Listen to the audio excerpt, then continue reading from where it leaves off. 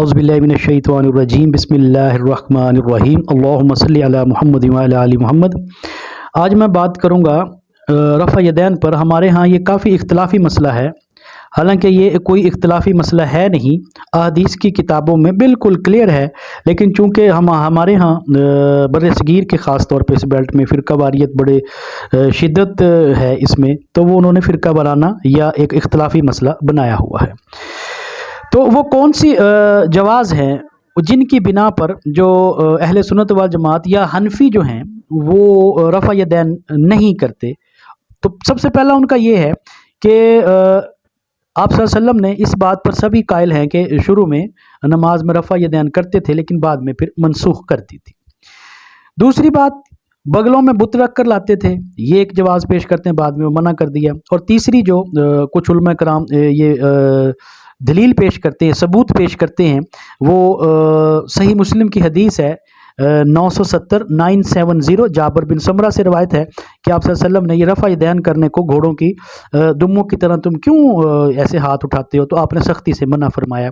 ایک یہ دلیل پیش کرتے ہیں، اور آخر میں جو بڑے علماء ہیں حنفیوں کے، اہل سنت والجماعت کے، وہ یہ حدیث پیش کرتے ہیں عبداللہ ابن مسعود رضی اللہ تعالیٰ عنہ کی، جو ترمذی شریف کی ہے اور 257، جس میں حضرت عبداللہ ابن مسعود نے جب نماز کا طریقہ بتایا تو اس میں رفع یدین نہیں کیا۔ یہ وہ 3-4 دلیل ہیں جن کی وجہ سے وہ رفع یدین کے ترک کرنے کو زیادہ فضیلت والی چیز سمجھتے ہیں۔ تو اس کا 1 بائی 1 میں جواب دینا چاہوں گا۔ سب سے پہلے تو بغلوں میں جو بت رکھ کر لاتے تھے اس کے بارے میں یہ بات کہوں گا کہ جتنے بھی حنفی علماء ہیں، علماء کی بات کر رہا ہوں، وہ اس بات کے قائل ہیں کہ یہ واقعی من گھڑت ہے۔ باقی تو کہتے ہیں چاہے وہ اہل حدیث ہیں، یہ اہل سنت والجماعت کے بھی علماء کہتے ہیں کہ یہ من گھڑت ہے، یہ کہیں سے اپنی طرف سے گھڑ کے اور حدیث کی کتابوں میں شامل کر دی گئی، اس کا کوئی جواز نہیں ہے۔ اور یہ ہے بھی بلا دلیل اور بعید از عقل ہے یہ بات۔ غور طلب بات یہ ہے کہ کیا صحابہ بغلوں میں بت رکھتے تھے معاذ اللہ، یا منافق؟ صحابہ تو نہیں رکھ سکتے، تو جبکہ منافق مکہ میں تھے کوئی نہیں، اور مدینہ میں بت پرست نہیں تھے، منافق سب یہود تھے جو اللہ کو مانتے تھے، اور منافق تو اپنے آپ کو 100% مومن ثابت کرنے میں لگے رہتے تھے، تو وہ ایسا بھلا کیوں کرتے؟ تو یہ بالکل بلا دلیل ہے، ایسا وہ سب ہی مانتے ہیں۔ یہ جو کہتے ہیں کہ ایسا جو بڑے علماء ہیں اہل سنت والجماعت کے جو حنفیوں میں، وہ بھی کہتے ہیں کہ یہ من گھڑت ہے۔ دوسری جو بات ہے وہ پیش کرتے ہیں صحیح مسلم کی حدیث نمبر 970، انٹرنیشنل نمبر کی بات کر رہا ہوں، جو کہ جابر بن سمرہ سے روایت ہے۔ اب میں جو کتاب کا حوالہ آپ کو دینے لگا ہوں وہ صحیح مسلم ہے، اور ہے بھی کس کی؟ یہ اہل سنت والجماعت کے ہی انہوں نے ترجمہ کیا ہوا۔ پہلے میں آپ کو دکھاؤں گا، پھر میں آپ سے اس کے اندر سے حدیث کوٹ کرتا ہوں۔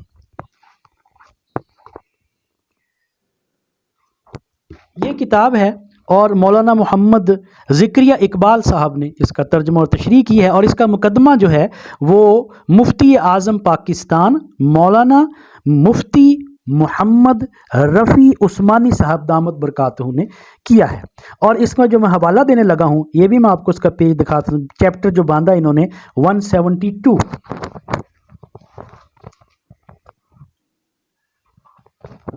یہ حوالہ ہے، اور جس میں جو چیپٹر کا نام ہے وہ ہے الامر بالسکون فی الصلاۃ والنہی عن الاشارۃ بالیدی ورفعها عند السلام، یعنی نماز میں اعتدال واجب، اور سلام کے وقت رکوع کی بات نہیں ہوئی، رکوع سے اٹھنے کی بات، وہ چیپٹر دوسرا ہے، اس کے اندر کوئی ایسی حدیث نہیں ہے۔ سلام کے وقت ہاتھ سے اشارہ کرنا اور اسے اٹھانا ممنوع ہے۔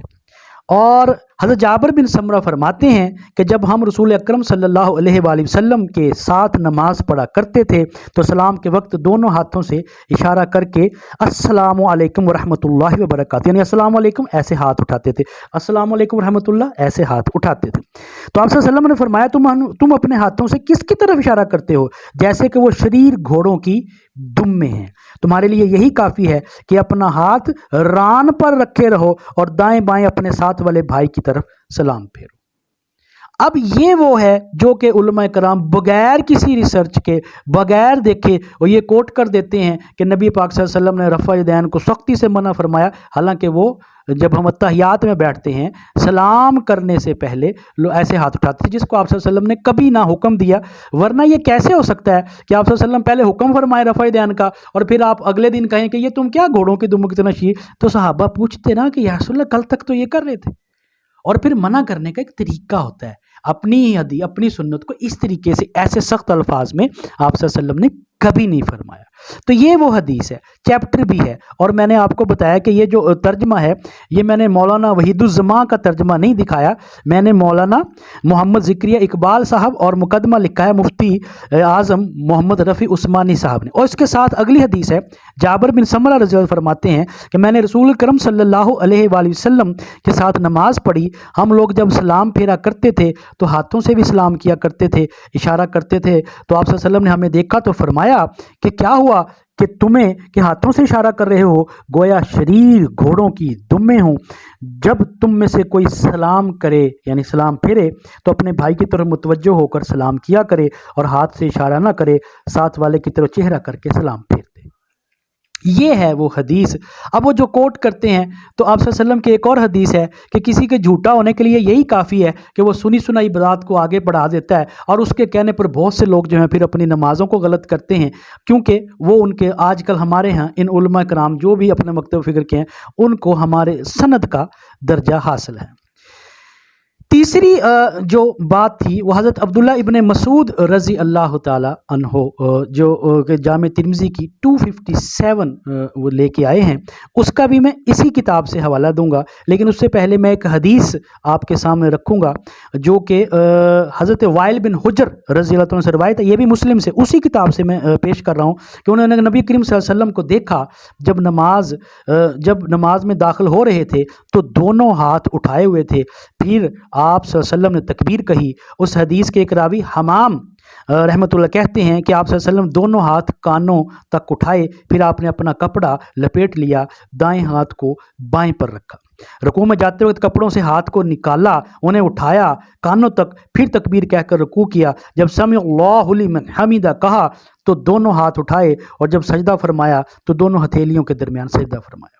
یعنی یہ سردیوں کی یہاں پر یہ بات ہو رہی ہے، یعنی وائل بن حجر جو میں نے ابھی بات کہی یہ صحیح مسلم میں ہے انٹرنیشنل 896، اور یہ جو وائل بن حجر ہیں یہ وہ صحابی ہیں جو آپ صلی اللہ علیہ وسلم کے پاس 9 ہجری اور 10 ہجری کے آخر میں سردیوں کے موسم میں آپ صلی اللہ علیہ وسلم کے پاس تشریف لائے۔ 11 ہجری میں حضور صلی اللہ علیہ وسلم نے وصال فرمایا، یعنی حضور صلی اللہ علیہ وسلم آخری زندگی تک رفع یدین کرتے رہے، کیونکہ 9 ہجری میں آپ صلی اللہ علیہ وآلہ وسلم نے معاذ بن جبل رضی اللہ تعالیٰ عنہ کو یمن کا گورنر بنا کر بھیجا اور ان کو نماز کا طریقہ سکھا کر بھیجا، اور یہ بھی فرمایا کہ معاذ اب تم میری قبر پر ہی آؤ گے۔ تو کیا اس کے بعد نماز کا طریقہ تبدیل کر دینا تھا؟ یعنی رفع یدین منسوخ نہیں ہوا۔ اور بخاری شریف کی، اب میں بخاری اور مسلم کے حوالے دے رہا ہوں، بخاری شریف کی حدیث انٹرنیشنل 737، یہ کنٹینوسلی 4-5 حدیثیں آئی ہیں جس میں مالک بن حویرث رضی اللہ تعالیٰ عنہ جب نماز شروع کرتے تو رفع یدین کرتے، جب رکوع کرتے تو بھی ایسا ہی کرتے، جب رکوع سے سر اٹھاتے تو بھی ہاتھ بلند کرتے اور کہتے کہ نبی ایسا ہی کیا کرتے تھے۔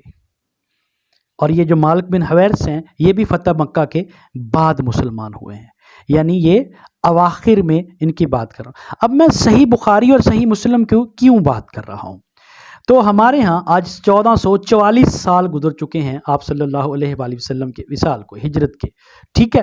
تو 1444 سال میں ہمارے پاس 2 چیزیں جو ہیں وہ سند کے طور پہ ہیں، ہم نے جو دیکھنی ہے وہ قرآن مجید سب سے افضل سند کے طور پہ، اور یہ متفق علیہ ہے، چاہے وہ حنفی ہے، مالکی ہے، حنبلی ہے، شافی ہے، غیر مقلد بھی چاہے وہ ہے، تو وہ ہمارے پاس یہ کیا، ایک قرآن اور دوسرا صحاح ستہ، اور صحاح ستہ میں بھی جو ہمارے پاس دلیل کے طور پہ دیکھی جاتی ہیں وہ بخاری شریف اور صحیح مسلم، اور اس میں بھی جو سب سے ہم نمبرنگ دیتے ہیں جس پہ متفق علیہ ہے وہ ہے صحیح بخاری۔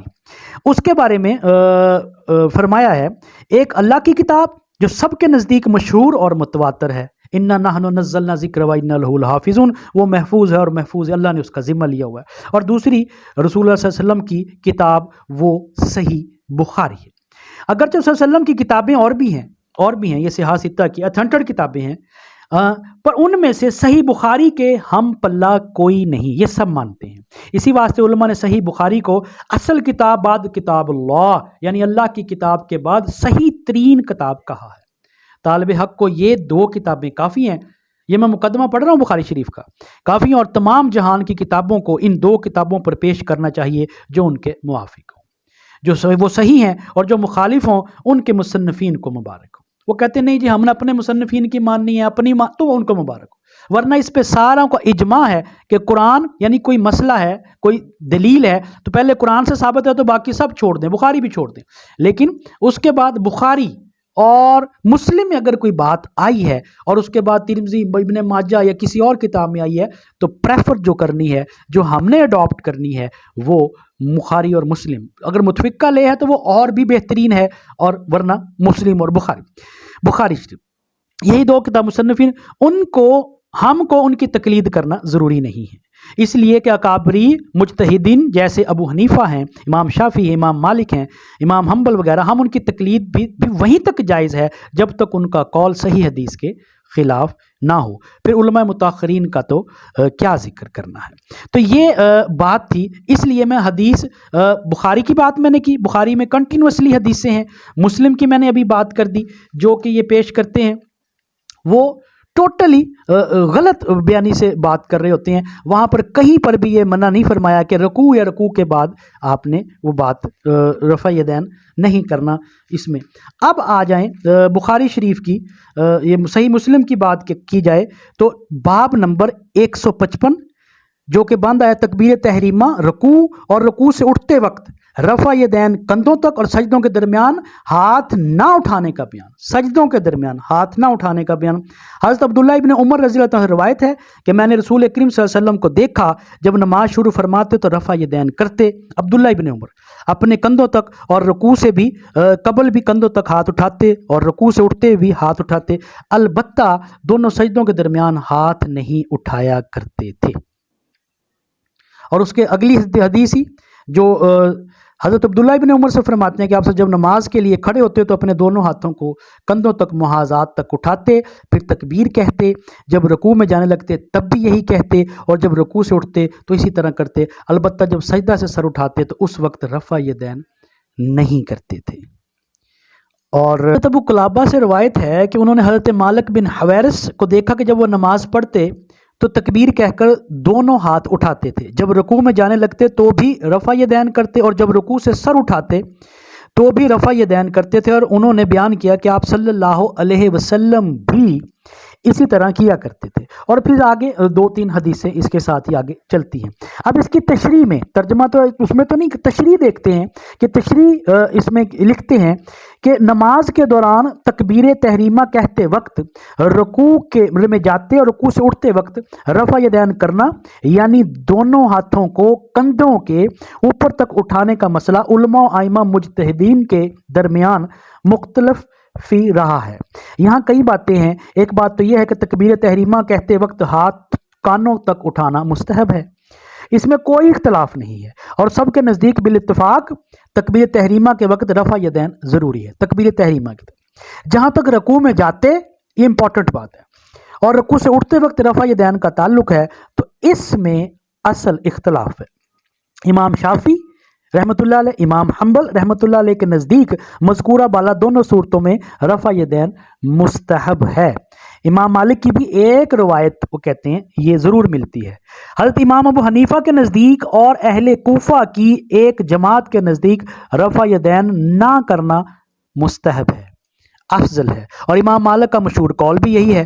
तो वो कहते हैं कि मसला असल में ये है कि जो हनफी जो हैं कि दलील में अहनाफ जो हैं वो तिरमिज़ी की हदीस जो वो पेश करते हैं, अब्दुल्लाह इब्न मसूद की रवायत में फरमाया कि मैं क्या तुम्हारे लिए रसूल सल्लम की नमाज ना पढ़ूं? फिर उन्होंने नमाज पढ़ी और सिवाय पहली मर्तबा तकबीर तहरीमा के हाथ ना उठाए। اس کے علاوہ علامہ عثمانی رحمۃ اللہ نے فتح الملہم میں دوسرے کئی نقلی اور عقلی دلائل عدم رفع کے ذکر کیے ہیں۔ بہرحال یہ اختلاف صرف افضلیت اور غیر افضلیت کا ہے۔ وہ کہتے ہیں کہ اتنا بڑا اختلاف نہیں ہے، دونوں ہی ٹھیک ہیں، لیکن یہ افضلیت اور غیر افضلیت کا ہے۔ اور میں یہ شرح پڑھ رہا ہوں کس کی؟ صحیح مسلم کتاب سے تشریح کی گئی ہے، صحیح مسلم سے، صحیح بخاری سے، اور اس کی شرح میں یہ لکھ رہے ہیں کہ ہم لوگ افضل سمجھتے ہیں ترمذی شریف کی حدیث کو۔ یہ کس میں لکھ رہے ہیں؟ امپورٹنٹ بات ہے، جس میں یہ کہتے ہیں کہ بخاری اور مسلم سب سے اہم، یہ دلیل ہے ہمارے لیے سند کے طور پہ ہے۔ میں نے بخاری مسلم سے دونوں میں سے حدیثیں بیان کی، لیکن وہ کہتے ہیں کہ ہم افضل سمجھتے ہیں اس لیے کہ وہ ترمذی میں سے لے کے۔ ایک بات تو یہ، وہ جو لوگ کہتے تھے کہ وہ گھوڑوں کے دموں والی اگر وہ صحیح ہوتی تو یہاں پر جو یہ محقق ہیں، بہت بڑے عالم دین، کوئی اس میں شک نہیں ہے، مولانا محمد ذکر اقبال صاحب، تو یہاں پر وہ صحیح بخاری صحیح مسلم کی وہ والی حدیث کوٹ کرتے، کیونکہ ان کو پتہ ہے کہ وہ چیپٹر ہی اور ہے، وہاں پر تو رکوع سے اٹھنے کی بات ہی نہیں کی گئی، ہاتھ رفع یدین منع کرنے کی بات ہی نہیں کی گئی، تو انہوں نے وہاں پہ ذکر ہے۔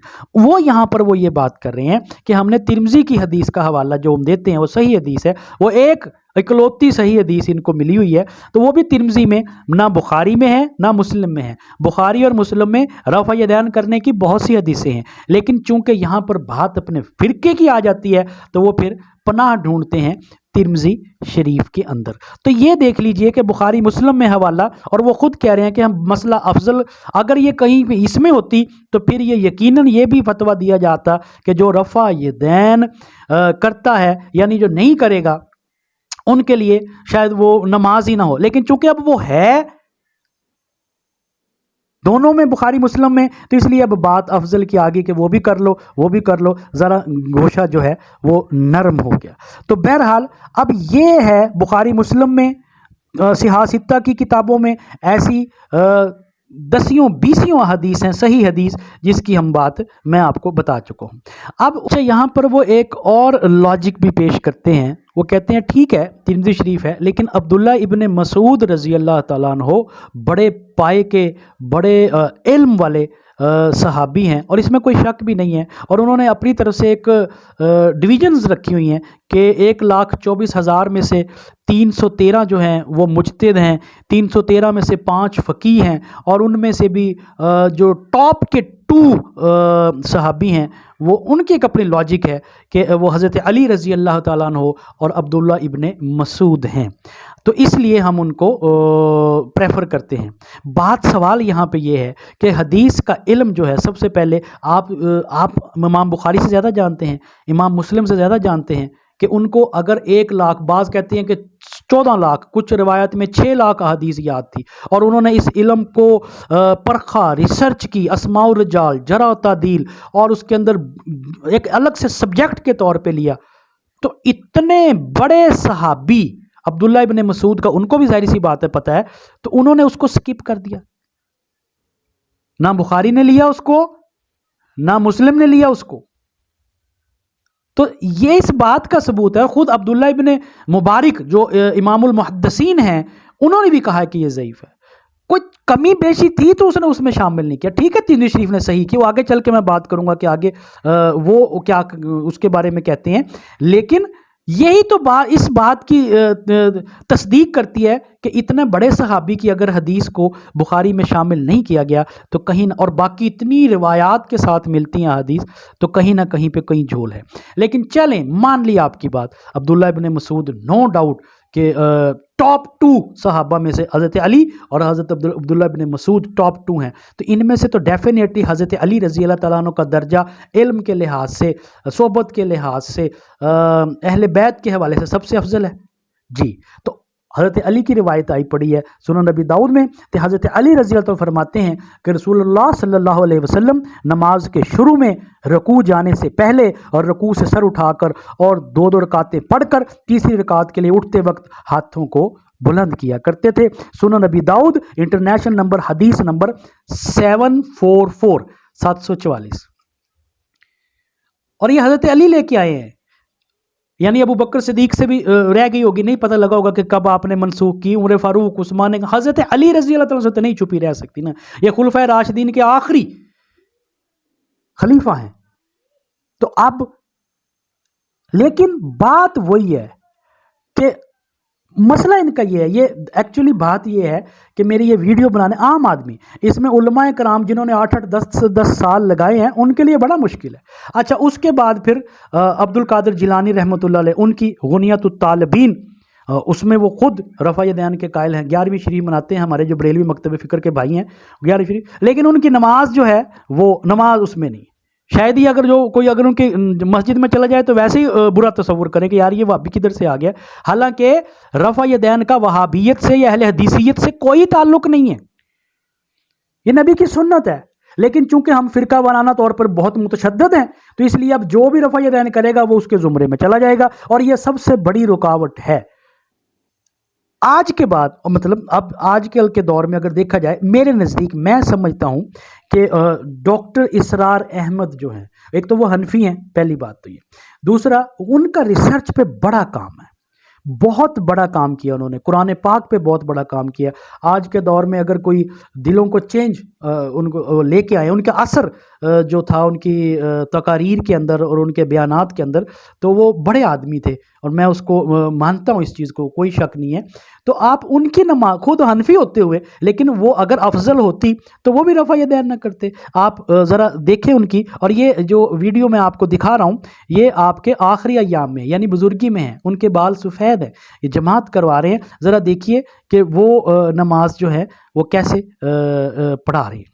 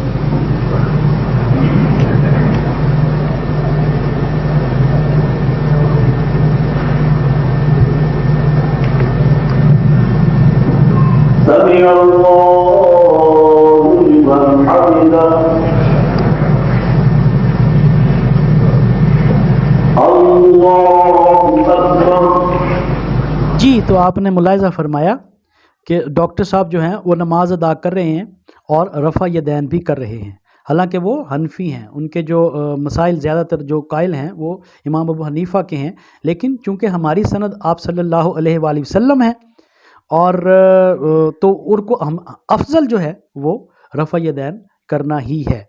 और दूसरी बात ये है कि जब ये आपके, ये मैंने इसलिए दिखाया, वैसे हमारे पास दलील आप सल्लल्लाहु अलैहि वसल्लम ये नहीं है कि डॉक्टर इसरार कर रहे हैं तो हम इसलिए कर रहे हैं, नहीं, रफ़ा यदैन हम इसलिए कर रहे हैं कि आप सल्लल्लाहु अलैहि वसल्लम करते थे, और हमारे पास दलील सिहा सित्ता की किताबें हैं 1400-1500 साल के बाद, जो एक बेस है जिस पर सब मुत्तफ़िक़ा अलैह हैं, वो हमारे पास कुरान मजीद और सिहा सित्ता की किताबें हैं। अब कुछ लोग ये भी बात करते हैं कि इमाम अबू हनीफ़ा चूँकि पहले के हैं तो वो ये दलील ज़्यादा मजबूत है। इमाम बुखारी तो 194 में पैदा हुए, यानी आप सल्लल्लाहु अलैहि वसल्लम के 194 हिजरी में पैदा हुए, 256 में उनका इंतकाल हुआ, तो ये तो 200 साल बाद की बात। तो बात भी तो यही है कि इमाम अबू हनीफा नो डाउट बहुत बड़े फ़कीह थे, सब कुछ थे, लेकिन उसके बावजूद भी अगर इमाम बुखारी, इमाम मुस्लिम, तिरमिज़ी, सुनन नबी दाऊद और जितनी भी 6 किताबों वाले हैं, अगर वो उसके कायल नहीं है तो इस बात की दलील है ना, वरना तो वो सबको पता है उनके इल्म का, सबको पता है हज़रत अब्दुल्लाह इब्न मसूद की फ़ुक़ाहत का, लेकिन वो जहाँ पर वो कमज़ोरी देखते हैं वो अल्लाह रसूल की तरफ ही रुजू करते हैं, और हमें भी करनी चाहिए। इमाम अबू हनीफ़ा का खुद का कौल है कि अगर मेरे कौल के बारे में, मेरी किसी मसले के बारे में हज़ूर सल्लल्लाहु अलैहि वसल्लम मुकाबले में हदीस आ जाए, और हदीस भी मुतवातर आ जाए और 20 हदीसें आ जाएं, तो आप उनको फॉलो करें, मेरे कौल को दीवार पे दे मारें। लेकिन चूंकि एक हमारी एक प्रोमिनेंट बन जाती है, नुमाया हमारी एक अलग से इनफरादियत है कि हमने रफ़ा यदैन नहीं करनी, तो ये अहले सुन्नत वल जमात अगर करने लग गए तो हम अहले हदीस बन जाएंगे। इस मसले ने आके हमको ایک تباہی کے دہانے پر میں تو کہوں گا کہ لا کے کھڑا کر دیں. یہ ایک بیس ہے، باقی مسائل میں بھی ایسا ہوتا ہے. اچھا یہ تو تھے دیوبند مکتب فکر کے ڈاکٹر اسرار ہے، یہ بھی حنفی. آج جو دوسرے بریلوی مکتب فکر میں سمجھتا ہوں کہ اگر کوئی بہت بڑے عالم ہیں آج کے وقت میں جنہوں نے ریسرچ کیا، جو واقعی مجدد کے کہلوانے کے حقدار ہیں، اور میں قائل ہوں ان کا، اور انہوں نے تفسیر بھی لکھی عرفان القرآن، اور ان کا ایک اپنا ادارہ بھی ہے، اور سینکڑوں کتابیں وہ لکھ بھی چکے ہیں جو اردو انگلش عربی میں ہیں. تو ڈاکٹر طاہر القادری، تو وہ بہت بڑے آج کے دور میں عالم دین ہیں.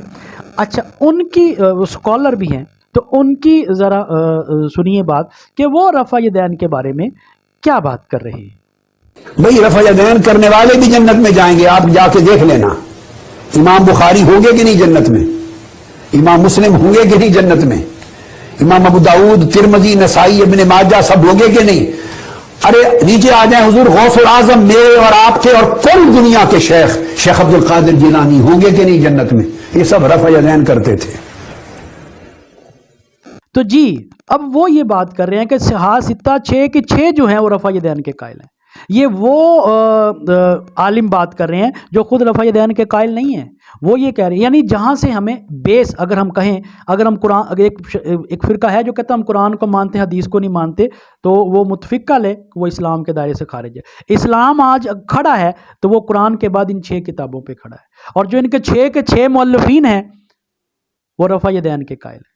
یعنی کتنی تعجب کی بات ہے کہ ہم ترمذی کا جو وہ حوالہ دے رہے ہیں تو وہ خود نہیں سمجھ پائے. صحیح حدیث انہوں نے کہا، لیکن افضل کیا ہے؟ افضل وہ جو ان کا عمل کر رہے ہیں. اور اگر ہم کہیں کہ وہ حدیث اپنی انہوں نے کوٹ کی، انہی کی کوٹ کی ہوئی حدیث پر تو ہم عمل کر کے ہم رفع یدین نہ کریں، ہم یہ کہیں کہ ان کو سمجھ نہیں آئی بات، امام ترمذی کو اس بات کی سمجھ نہیں آئی ہوگی. ایسا نہیں ہے. ایسے کیسے ہو سکتا ہے کہ آپ اس کی کتاب کا حوالہ دیں اور وہ جو مؤلف ہے جس نے اس کتاب کو ترتیب دیا ہے وہ اس کے خلاف، یعنی وہ سنت کے خلاف کام کر رہے ہیں 6 کی 6. پھر تو ان سب کی کریڈیبلٹی پر کویسچن مارک آ جائے گا. اگر امام بخاری نے عبداللہ ابن مسعود کی جان بوجھ کے حدیث کو چھوڑا ہے تو پھر تو ان کی کریڈیبلٹی پوری کی پوری کتاب پر کویسچن مارک آ جائے گا. 6 کی 6 کے ایک بھی اگر ایک انہوں نے حوالہ دیا ہے کہ صحیح ہے، لیکن ساتھ ہی نیچے عبداللہ ابن مبارک کہتے ہیں، بلکہ امام بخاری نے جز رفع یدین اس کے اندر ضعیف قرار دیا ہے، اس کو ضعیف ہے، باقی 20 کیوں. لیکن ہم نے اس کو، بہرحال اصل مسئلہ یہ ہے کہ آخر میں اس ویڈیو لمبی ہو رہی ہے، وائنڈ اپ کروں گا کہ عام مسلمان بھائی جو مجھے سننے والے ہیں، جو ناظرین ہیں، جو میرے دوست ہیں، جو میرے سٹوڈنٹس ہیں، وہ ذرا اس بات کو سمجھیں. اور یہ ویڈیو بنائی بھی انہی لوگوں کے لیے ہے. علماء کی سمجھ میں یہ بات نہیں آ سکتی، اس کی وجہ یہ ہے کہ انہوں نے 10 سال 8 سال کورس کیا ہے، اس کے بعد پھر مفتی، پھر اسپیشلائزیشن، اور پھر وہ ایک سولجر تیار ہو جاتے ہیں اپنے فرقے کے. اب وہ اتنا کچھ پڑھ لینے کے بعد اگر کسی دوسرے فرقے کی تائید کرتے ہیں یا یوں ہی کہہ دے کہ ہاں وہ افضل ہے، تو یہ پوری بندوقوں کا رخ اپنے ان کی طرف ہو جائے گا کہ تمہیں اس لیے تیار کیا تھا. یہ بیچارے پھنس چکے ہیں، ان کی انا بیچ میں آ جاتی ہے. لیکن ہمارے جیسے عام لوگ جنہوں نے اللہ اور اس کے رسول کے سامنے جواب دے ہونا ہے، جنہوں نے اللہ اور اس رسول کو ہی دیکھنا ہے، کیونکہ رفع یدین کا کوئی مسئلہ ذاتی مسئلہ نہیں ہے. اللہ اور اس کے رسول کے سامنے ہم نے قیامت کے دن اللہ کے سامنے جواب دے ہونا ہے. اور یہ ساری میں نے جو آپ کو دلائل دیے ہیں وہ انہی کی کتابوں میں سے، انہی کے مترجم ہیں. ستہ سے باہر ہی نہیں گیا، بخاری مسلم سے میں باہر ہی نہیں گیا. لیکن عام آدمی کو چاہیے، اس کے اندر بھی ہچکچاہٹ ہے کہ لوگ کیا کہیں گے. آج میں نے رفع یدین شروع کر دی تو وہ کہیں گے اچھا تو وہابی ہو گیا، اچھا تو اہل حدیث ہو گیا. تو اس شرم میں وہ نہیں آتے. دین میں کوئی شرم نہیں ہے، دین میں کوئی ہچکچاہٹ نہیں ہے. ہم نماز پڑھتے ہیں اللہ کے لیے پڑھتے ہیں. ہاں یہ کہہ سکتے ہیں کہ وہ جو رفع یدین نہیں کرتے ان سے تو لاکھ درجے بہتر ہے جو پڑھتے ہی نہیں ہیں، جو پڑھتے ہی نہیں ہیں ان سے بہتر ہے. لیکن میرے بھائیوں جو ریسرچ کر رہے ہیں، ان کی جو کہتے ہیں ہم تحقیق کر لیں پھر ہم رفع یدین شروع کر لیں گے، ان کے تو پھر بھی بہتری کے چانسز ہیں. جو یہ کہتے ہیں کہ نہیں ہم تو ہیں ہی حنفی، ہم نے کرنی نہیں ہے، اتنے بڑے بڑے مولوی آخر یہ کر رہے ہیں، ان کا تو بڑا، ان کو شاید سمن بکم عمی فہم لا یرجعون، وہ پھر اب کچھ نہیں کہا جا سکتا. بہرحال سبحان ربک رب العزت عما یصفون وسلام علی المرسلین والحمد للہ رب العالمین وصلی اللہ تعالی علی خیر خلقی محمد وعلی آلہ واصحابہ اجمعین برحمتک یا ارحم الراحمین.